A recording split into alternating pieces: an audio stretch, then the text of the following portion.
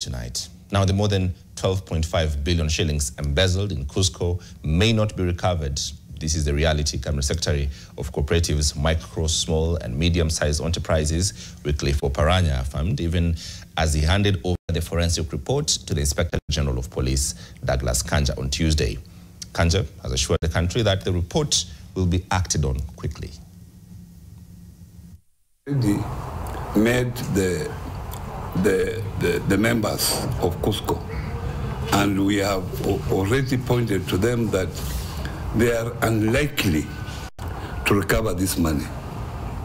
And even if a recovery process is undertaken, it will take too long. So we have told them that in terms of accounting prudency, they make appropriate provision in the accounts.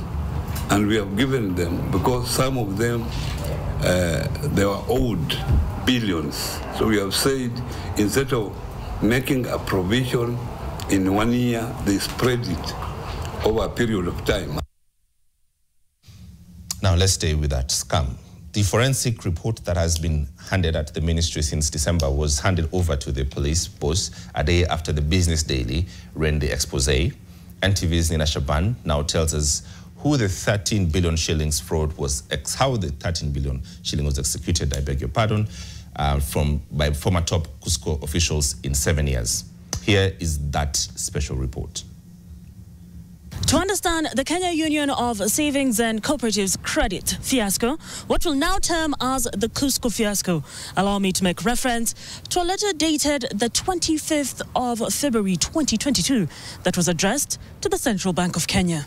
In this letter, members of KUSCCO claim that they were left out of regulatory oversight of the Circle Society Regulatory Authority, SASRA.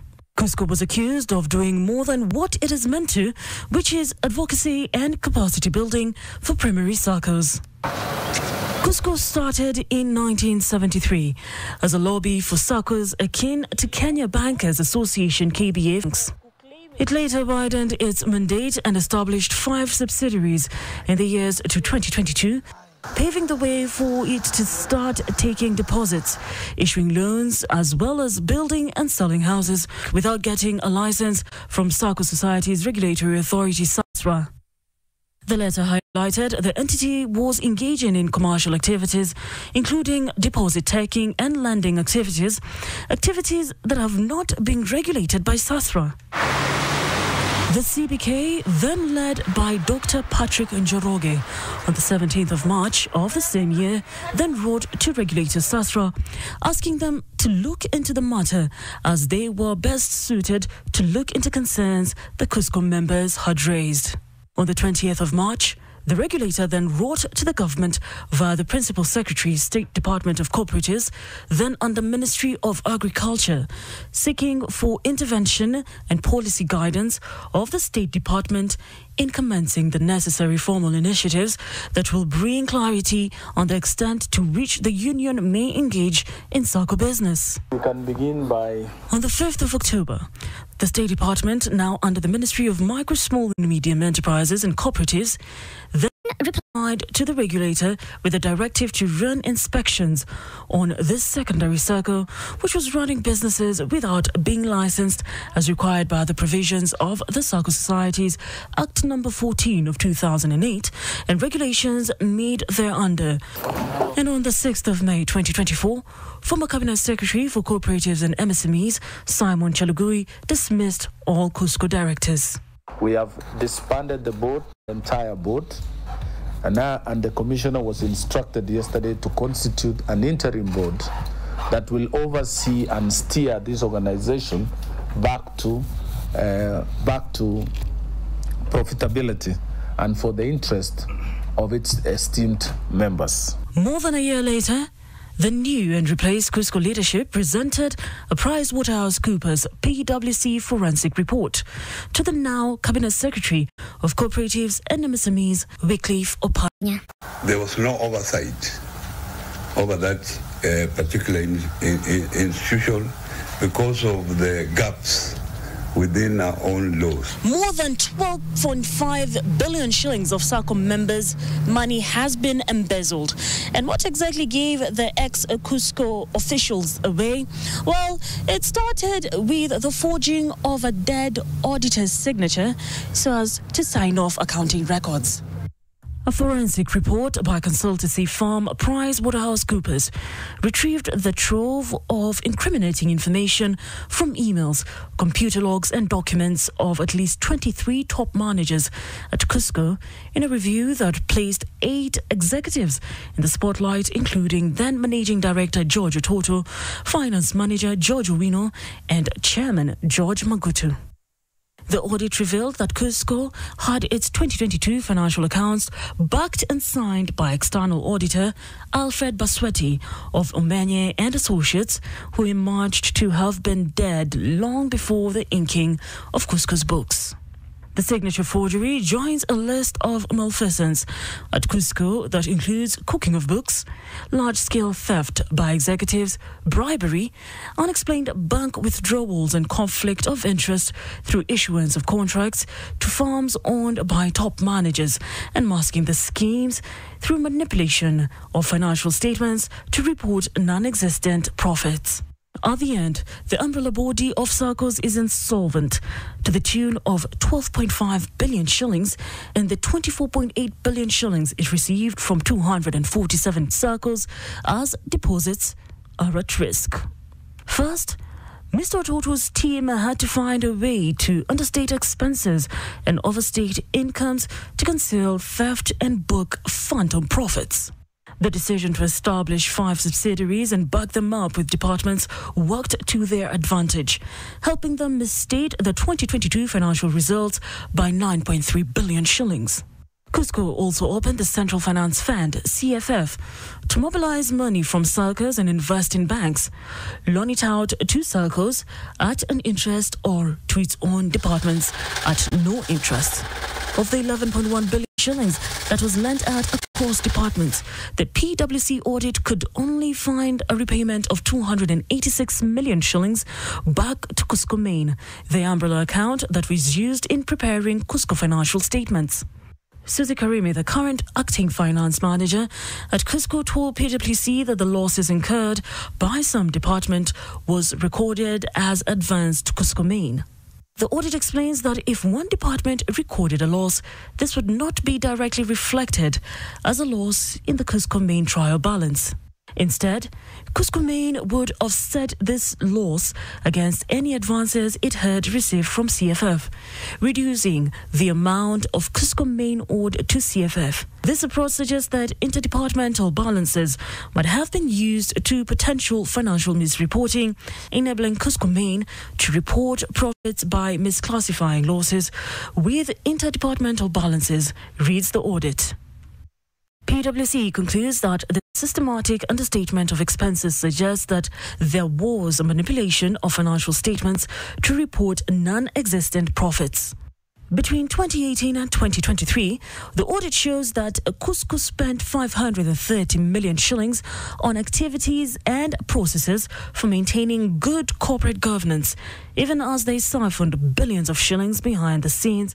As KUSCCO expanded into insurance and real estate, it came up with a scheme for paying commissions for marketers to bring in business, booking a 1.6 billion shillings expense in the process. However, the audit established that while KUSCCO was paying marketers up to 1% as commission on the value of insurance business brought in, they recorded in the books commission of up to 3%. KUSCCO even awarded 107.3 million shillings to Mr. Ototo and Mr. Owino as advance commissions. But in the end, the two officials did not bring any business. There is no evidence of how the commissions to Mr. Ototo and Mr. Owino were calculated, as KUSCCO paid in advance of potential purchase of shares. Further, there is no evidence of the shares purchased. KUSCCO officials also entered into deals with agencies they partly owned, influencing the inflation of commissions by 821 million shillings. PwC analysis on payments to top 5 insurance agencies showed that Baobab Insurance Agency Limited, Masterpiece Insurance Agency, and Exact Insurance Agency were issued two different contracts on the 19th of November 2019, with one showing commissions at 8% and the other at 20%. Anthony Ogutu, the CEO of KUSCCO Mutual Assurance, also known as KML, signed both contracts. The onboarding of the three entities saw KML spending on commissions and incentives increase 9.2 times to 108 million shillings in 2019 from 5.6 million shillings in the previous year. This was the same year Mr. Ogutu oversaw double claims payment worth 2.9 million shillings to 7 SACCOs. When PwC searched for the ownership records of these agencies, it discovered that Karilas Ademba, who served as KUSCCO Managing Director between 2007 and 2010, and Duncan Otieno Okiro, ex-KUSCCO IT Manager, who exited in 2024, are shareholders at Baobab Insurance Agency Limited. The audit also shows that some of the SACCO officials that were resisting joining KUSCCO or subscribing into products such as insurance were swayed through bribes. The commissions were paid in cash and to investing SACCO officials as opposed to payments to the SACCOs. This may be akin to bribery of the officials to invest with KUSCCO, not the audit. Such deals between KUSCCO and SACCO officials compromised KUSCCO's management of loans, hitting the entity with default rates of as high as 84%, being 16.8 times the 5% maximum that is allowed by the regulator and 5 times the banking sector's highest ever default rate of 16.7%. PwC says that the default rate on 9 billion shillings loan book at the end of December 2023 averaged 60%, meaning that for every 100 shillings lent out, SACCOs were failing to return 60 shillings. The audit firm notes that KUSCCO did not have a policy for provisioning for non-performing loans or writing off uncollectible ones, a gap that is used to continue to book interest on loans that were not being repaid and therefore inflating interest income on loans by 5.3 billion shillings. For instance, KUSCCO lent Sukari SACCO 39 million shillings in 2016. Well, SASRA revoked Sukari's license in 2020 over liquidity challenges, and KUSCCO continued to reflect in its books 60 million shillings as at the end of 2023, yet the SACCO defaulted on the entire loan. The audit shows that between 2018 and 2023, 839 million shillings was withdrawn from KUSCCO SACCO savings account, KUSCCO, to replenish cash at KUSCCO Forza branch. However, only 633 million shillings was received physically in the Forza branch strong room, leaving an unexplained balance of 206 million shillings. Francis Wande, KUSCCO Bank agent and cashier, told PwC that Mr. Toto and Mr. Owino instructed him to deliver 135 million shillings to them over the 7-year period. During the same period, he gave Mr. Toto 20 million shillings as loan, but he never returned the money. Mr. Wande told PwC that 32 million shillings was delivered to Walter Mkhwana, then serving as KUSCCO branch manager. An additional 19 million shillings was marked as interdepartmental lending, but there is no evidence of any department receiving it. The officials also tapped and defaulted KUSCCO's loans, with most of the officials breaching the SACCO's policy that caps loans at 5 times the deposits one holds. For instance, Mr. Toto had defaulted on loans worth 93.5 million shillings as at the end of 2023, when he held 425,000 shillings as deposits in KUSCCO. He did not pledge any collateral.